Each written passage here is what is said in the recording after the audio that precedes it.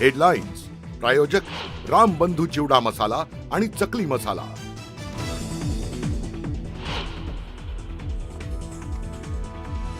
ठाण्यातील पाणी वाहतूक कोंडी आणि खराब रस्त्यांच्या मुद्द्यावरून मनसे आणि ठाकरेंच्या शिवसेनेचा मोर्चा। थेट महानगरपालिकेवर मोर्चा धडकणार। मोर्चाच्या पार्श्वभूमीवर ठाण्यात बॅनरबाजी।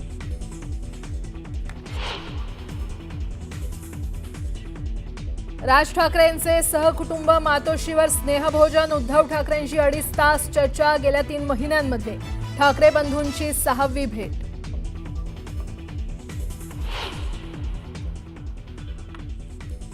काँग्रेस बरोबर असणाऱ्या हिंदूने ठरवलं पाहिजे मुसलमान एक साथ तुमच्या बरोबर येतोय, आम्ही तुमच्या विरोधामध्ये जातो। हिंदूंनी काँग्रेस विरोधी भूमिका घ्यावी। अहिल्यानगरच्या सभेतून पडळकरांची टीका।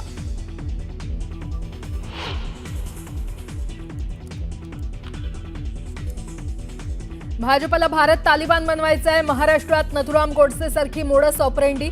शांत डोक्यानं जात आणि धार्मिक वाद पेटवले। काँग्रेस प्रदेशाध्यक्ष हर्षवर्धन सपकाळ यांची भाजपवर सडकून टीका।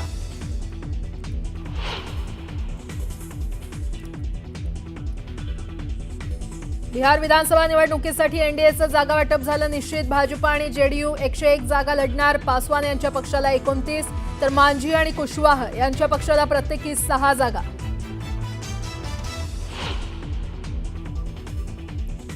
दिवाळीच्या तोंडावर एसटी कर्मचाऱ्यांचं धरणे आंदोलनाचा इशारा। शिंदेंसोबतच्या बैठकीत तोडगा न निघाल्यास मंगळवारपासून राज्यव्यापी आंदोलन।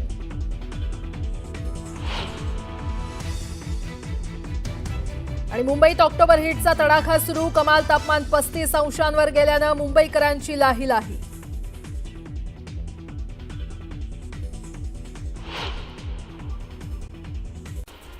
गोंदियात शिक्षक आणि शिक्षण अधिसंमेलनामध्ये शालेय शिक्षण राज्यमंत्री पंकज भोयर यांनी शिक्षण क्षेत्रामध्ये उत्कृष्ट कामगिरी करणाऱ्या व्यक्तींचा सत्कार केला। शालेय शिक्षणाच्या माध्यमातून भावी पिढी निर्माण होईल असं प्रतिपादन त्यांनी केलं। तसंच शिक्षकांच्या समस्या सोडवण्याकरता शासन प्रयत्नशील आहे असंही ते म्हणाले। धाराशिवच्या तुळजाई कला केंद्राविरोधात तक्रार केली म्हणून रागातून स्वाती जोगदंड या महिलेला जीवे मरण्याची धमकी देऊन तिचा विनयभंग केल्याचा धक्कादायक प्रकार समोर आला। या प्रकरणी 4 आरोपींवर वाशी पोलीस ठाण्यात गुन्हा दाखल करण्यात आला। बीडच्या आष्टी तालुक्यातील बावी या गावातून राजू गोल्हार या तरुणाचा बिबट्याच्या हल्ल्यात मृत्यू झाला। गावकऱ्यांनी शोध घेतल्यावर मध्यरात्री तरुणाचा मृतदेह आढळला। किमान आता तरी या बिबट्याचा बंदोबस्त करा अशी मागणी बावी ग्रामस्थ करतायत। व्यस्त दैनंदिन जीवनामुळे पुरेसा वेळ मिळत नसल्याने दिवाळीनिमित्त तयार फराळ खरेदी करणाऱ्यांच्या संख्येत गतवर्षीच्या तुलनेत यंदा दुपटीनं वाढ झाली आहे। दिवाळी अवघ्या काही दिवसांवर येऊन ठेपली आहे। आवडीच्या पदार्थांची ऑर्डर देण्यामध्ये नागरिक व्यस्त आहेत। मोतीचूर लाडू, अनरसे, करंजी, चकली, चिवड्याला सर्वाधिक मागणी आहे। मॉन्सूननं एक्झिट घेतल्यानंतर मुंबईतील ऑक्टोबर हिटच्या झळा सुरू झालेल्या आहेत। कमाल तापमान 35 अंशांच्या जवळपास पोहोचू लागलंय। मुंबईकरांची लाही होते आहे। अचानक झालेली तापमान वाढ तापासह इतर आजारांना निमंत्रण देते आहे। उपनगरीय रेल्वेतून विना तिकीट प्रवास करणाऱ्यांविरोधात कारवाईची मोहीम तीव्र करण्यात आली आहे। पश्चिम रेल्वेनं 6 महिन्यांमध्ये तीव्र तिकीट तपासणी मोहीम राबवली आणि 97 कोटींहून अधिक दंड वसूल केला। एसी लोकलमधून वैध तिकिटाशिवाय प्रवास करणाऱ्यांनाही कारवाईचा झटका देण्यात आला। भुयारी मेट्रोमुळे आरे JVLR ते कप परेडपर्यंतचा भूमिगत प्रवास वेगवान झालेला आहे। मात्र या मार्गिकेवरील मेट्रो स्थानकांच्या बाहेरील रस्त्यांवर अर्धवट कामांनी मुंबईकरांना वाहतूक कोंडीचा सामना करावा लागतोय। रस्त्यांच्या निम्म्या भागात लावलेले बॅरिकेड्स आणि अस्ताव्यस्त पडलेल्या पत्र्यांच्या वाहतुकीमध्ये अडथळा येतो आहे। मुंबईतील मेट्रो 9 मार्गिकेच्या दहिसर ते काशीगाव या पहिल्या टप्प्याची RDSO चाचणी पूर्ण झालेली आहे। सध्या मेट्रो 7 आणि मेट्रो 9 यांच्या एकात्मीकरणाची कामं सुरू आहेत। त्यामुळे आता अंधेरीवरून थेट मीरा भाईंदर गाठणं शक्य होणार आहे। बदलापूर रेल्वे स्थानकावर रात्रीच्या दरम्यान रेल्वे प्रवासी चांगले संतप्त झाले। मेगा ब्लॉक संपलेला असताना देखील कर्जत आणि खोपोलीकडे जाणाऱ्या लोकल सेवा बंद होत्या। यामुळे प्रवासी चांगलेच भडकले। प्रवाशांचा हा संताप पाहून प्रशासनानं मग शेवटी वांगणी कारशेडला जाणारी लोकल कर्जतपर्यंत पाठवली। मध्य रेल्वेच्या हार्बर मार्गावर वाशी पनवेल दरम्यान असलेल्या 10 स्थानकांचा ताबा रेल्वेकडे देण्याबाबत सिडको आणि रेल्वे प्रशासनाबाबत चर्चा सुरू आहे। चर्चेअंती मध्य रेल्वेकडून या स्थानकांचा ताबा घेण्यात येणार आहे। तांत्रिक बिघाड आणि अत्यल्प प्रवासी संख्या यामुळे बिकट परिस्थितीमध्ये असलेली मोनोमार्गिका नवी यंत्रणा बसवण्यासह चाचण्यांकरता काही काळाकरता बंद होती। ही सेवा पुन्हा सुरू करण्यापूर्वी मार्गिकेची तपासणी करण्यात येणार आहे. त्याकरता MMRDA कडून निवृत्त CRZ आणि इंडिपेंडंट इंजिनिअरिंगचा शोध सुरू आहे. नवी मुंबई आंतरराष्ट्रीय विमानतळाच्या उद्घाटनानंतर लवकरच वॉटर टॅक्सी सेवा प्रवाशांकरता खुली होणार आहे. दक्षिण मुंबईतून विमानतळापर्यंत जलमार्ग जोडण्याकरता रेडिओ क्लब जेट्टी प्रकल्पाच्या कामाला वेग आलाय. सध्या या प्रकल्पाचं सुमारे 24% काम पूर्ण झालेलं आहे. मे 2026 पर्यंत संपूर्ण जेट्टी आणि टर्मिनल सुविधा कार्यान्वित होण्याची अपेक्षा आहे.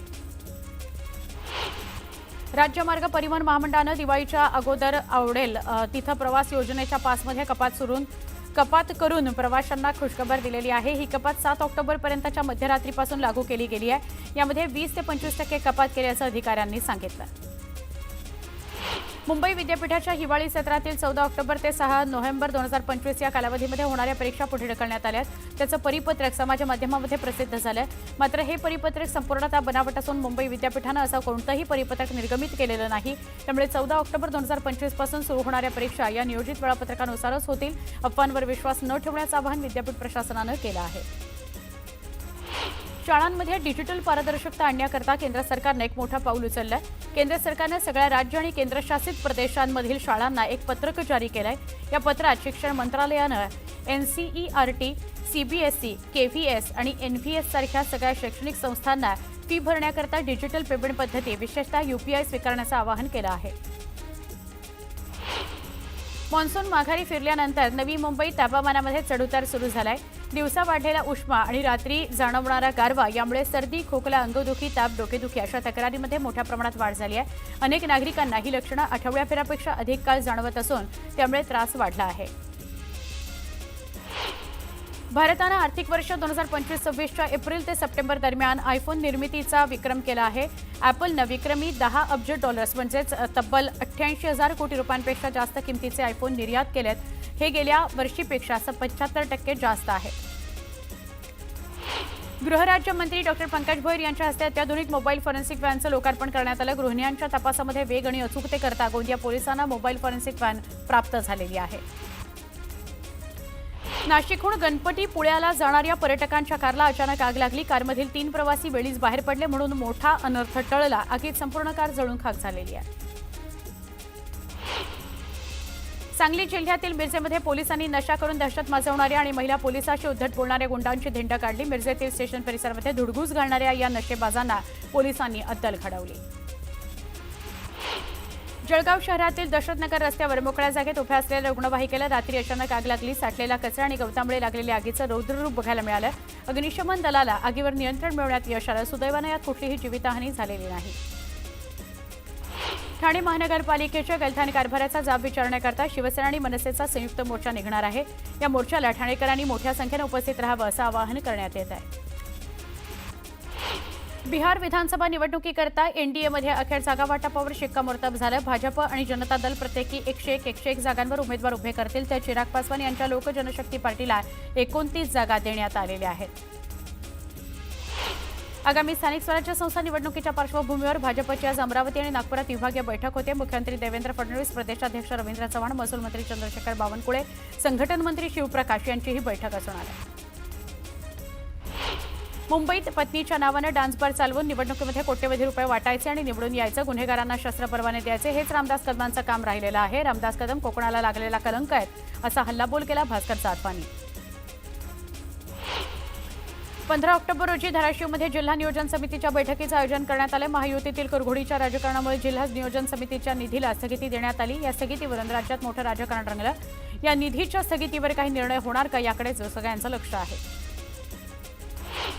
जितेंद्र आव्हाड स्वतःला मुस्लिम समाजाच्या मतांकरता पुरोगामी दाखवण्याचा प्रयत्न करतात, मात्र खरी श्रद्धा त्यांच्या लक्षात आली असेल असा टोला शिवसेनेचे माजी आमदार शहाजीबापू पाटलांनी केला. शरद पवार सोडून उद्धव ठाकरे, संजय राऊतसह सगळे दर्शनाकरता गुवाहाटी इथं गेले असतील किंवा जातील असाही टोला त्यांनी लगावला.